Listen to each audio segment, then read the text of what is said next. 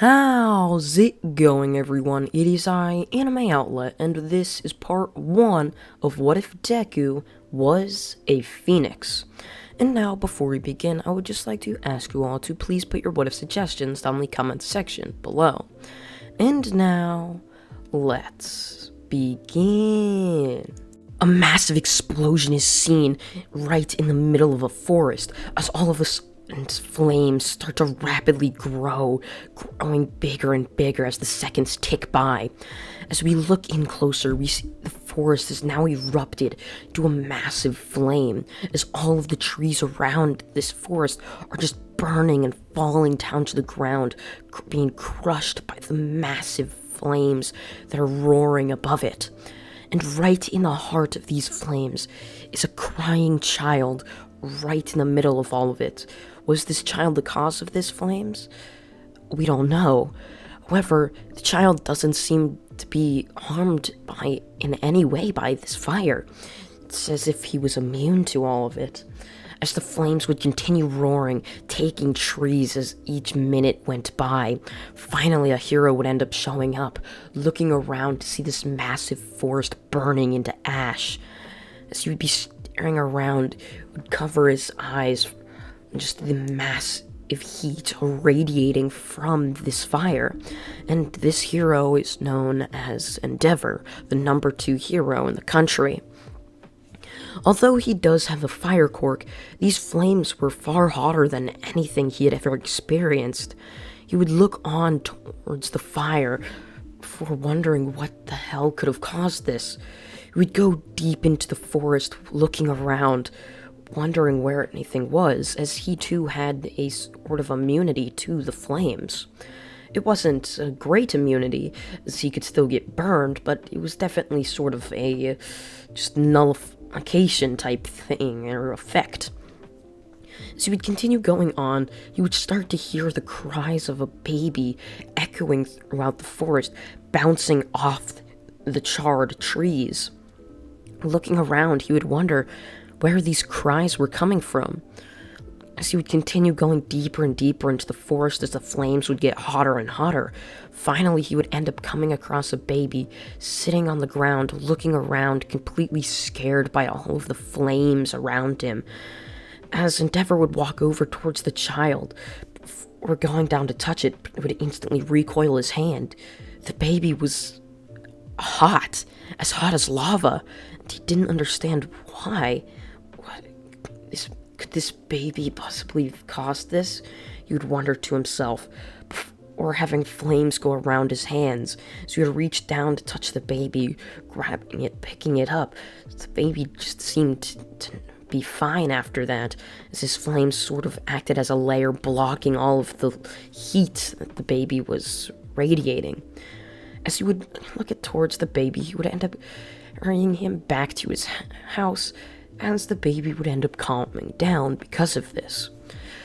As Endeavor, the hero, bringing the baby back to his house, we now end up seeing Endeavor staring at it after an hour of this forest fire. He was wondering where this baby had come from.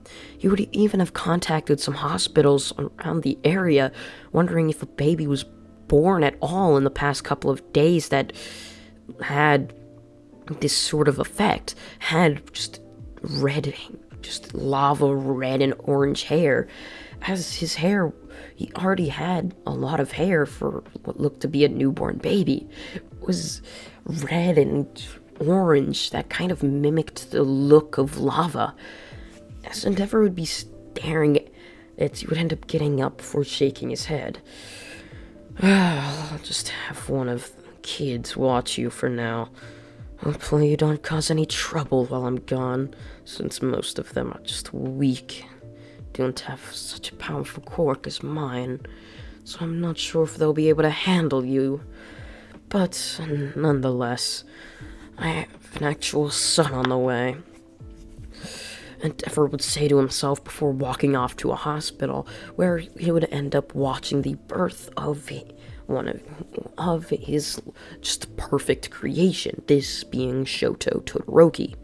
As Endeavor would towards him, he would smile, hoping that finally this kid would be the one, the perfect creation that was going to pass All Might and become the #1 hero. As you'd be thinking this to him, if we now cut forward 4 years, as with Endeavor not being able to find anyone who was the possible parents of Izuku, he and Rei would end up just taking care of the young Izuku along with Shoto Todoroki, with them growing up as brothers. With them now the age of 4, Endeavor would smile to himself after waking up. Finally, today's the day we see what these two quirks are. I felt an immense amount of power coming from Izuku, but not Todoroki. Well, that's basically to be expected since Izuku had sort of a mythical upbringing, I guess you could say. Endeavor would say it to himself before picking up both of the young children, putting them into a car before driving them off to the distant quirk doctor's office. Once they would arrive, they would instantly be huddled into a room since Endeavor was the #2 hero after all, where they would then take a couple of tests before they would end up wondering what their quirk was going to be, or what each of their quirks were happening to be. After the tests were done, the doctor would walk into the room, just with a confused look on his face. "Good morning, you three. I have some interesting news and some good news. The good news is Shoto here has 2 quirks, a fire quirk and an ice quirk. That's really what we know for now. Should probably end up finding out different types of abilities and what it can do later on once he awakens it. However, the interesting news is Izuku's blood test we took of him. It wasn't like the normal human blood. It was it kind of mimicked the look of lava, and when we poured it out, after seeing how it would flow and bubble, we poured it out, and it was flowing exactly like lava, though it still looked exactly like blood. However, it was just mimicking the movements of magma. It was strange. And we went to touch it, though. It was also insanely hot, melting anything that came in contact with it.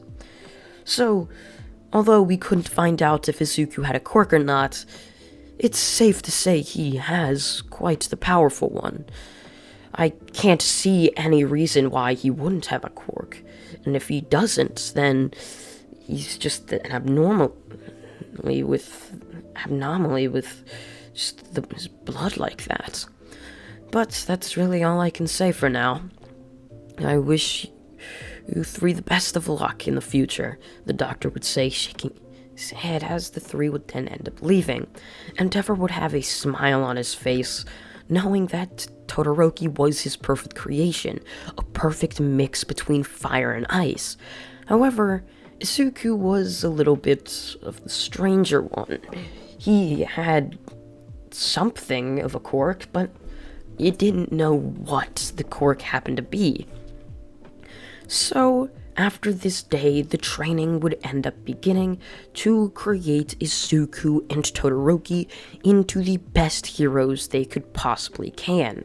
However, the just harsh training wouldn't begin without their quirks, so they would have to unlock their quirks first, which would start with Endeavor putting each of them through a number of difficult tasks, which Izuku was able to complete without any usage of a power, as Izuku, because of the power that was longing within him, he was insanely strong. He had just superhuman-like abilities, while Todoroki, on the other hand, had to unlock his quirk in order to pass the sort of tasks that Endeavor had given them. So, without any of these tasks that Izuku didn't unlock his quirk, this would frustrate Endeavor, telling Izuku to leave the house for a couple of hours while Endeavor would think for something that might be able to unlock Izuku's quirk. As Izuku would be walking by, the 4-year-old would be staring up at the sky before he would end up bumping into a man in a suit. As the person in a suit would look down at him with gray and silverish looking hair, he would look towards him before he would take a step back. There was just something about this kid. It was just so weird to him. It was as if this kid was just a god. As he would be staring on towards the kid, he would end up reaching down towards him. As Izuku would look up, just wondering, did I do something? I'm sorry for bumping into you, Izuku would say. The man wouldn't say a thing, going to put his hand on Izuku's head, reaching down to take his quirk. However, as he activated his power, nothing would end up happening. Izuku would push the man back, causing to fall backwards. As the man would end up getting up, holding his head after hitting it on the ground. What the hell? Not even someone with a strength quirk could manage to knock me down. How did you just manage to do that? The man was, and before cracking his fingers, staring on towards Izuku, would put his fist back, going to punch Izuku. However, Izuku would end up shielding his face with his hands. Having absolutely no combat experience, Izuku didn't know what to do.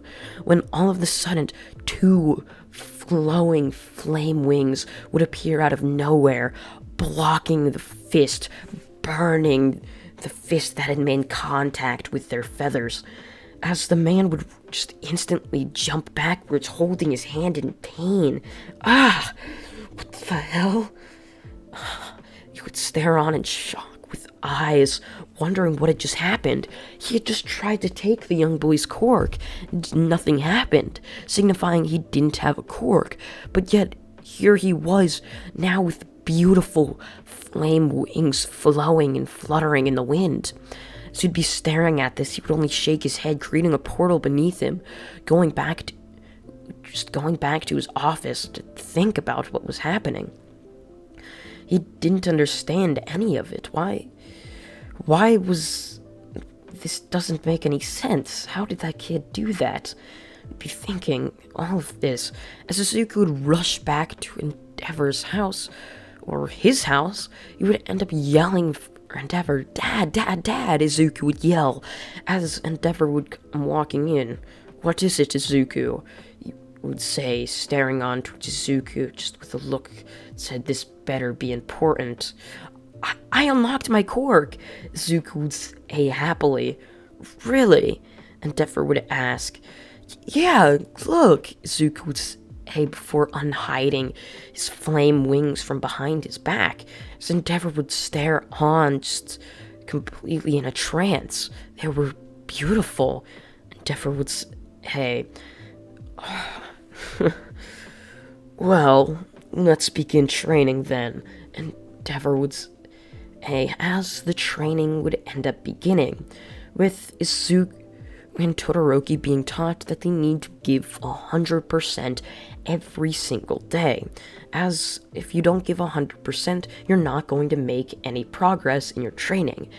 And with Izuku growing up wanting to be a hero, wanting to be something, he would end up growing up just with a goal of becoming a hero. And because there's now 2 Todoroki kids, that would mean Endeavor wouldn't be so harsh on just one of them, splitting up how harsh he was on both of them, which would actually make Endeavor just a better human being in general.